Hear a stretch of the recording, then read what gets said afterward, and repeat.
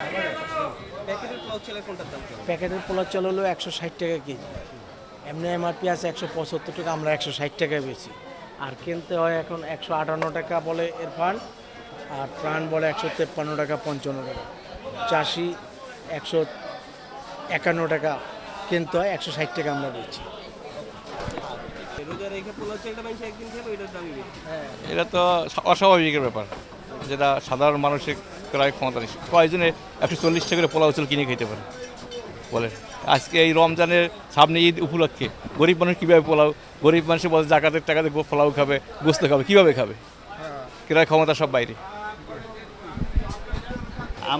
আমরা তো সাধারণ দোকানদার, ছোটোখাটো দোকানদার। আমরা তো কৃষি মেলার থেকে চাউল বিক্রি করি। কৃষি মেলার হিসাব হলো আমার কাছে, আমরা তো মিল মালিকের খবর রাখি না।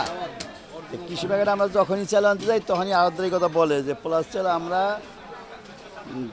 যখনই কোম্পানির কাছে বা মিল মালিকের নগদ নিয়ে এলো হার না মানা হার অফার। সর্বনিম্ন 10,000 টাকা রেমিটেন্স নগদে পাঠালে থাকছে স্বর্ণের হার জেতার সুযোগ। যে না চাল নাই, এই কথা বলে চাল নাই, এটা বলে মিল মালিকে। আড়তদারকে বলে যে চাল নাই, পরে দেবো করে আর একটু দাম বাড়াই দেয়। এটা বলে আড়তদার আমাদের কাছে। আমরা আড়ত থেকে কিনে নিয়ে মোহাম্মদপুর টাউন হলে বেশি। এই তো আমাকে ব্যবসা প্রতিষ্ঠান। তা এখানে ঘটনা হচ্ছে যে 1 মাস আগে যেই আড়ত থেকে আমি চাউলটা কিনে আনছি, মনে করেন সাগরের পোলাও চাল বা মন্দিরের পোলাও চাল, এগুলি কিনে আনছি 120 টাকা, বেশি আমরা 25 টাকা।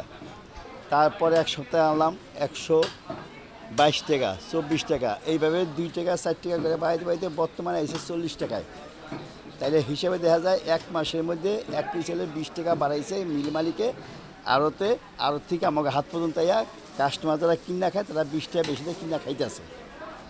এইগুলো ঘটনা প্লাস চুলের। কিন্তু অন্য কোনো চাল এইভাবে বাড়ে নাই।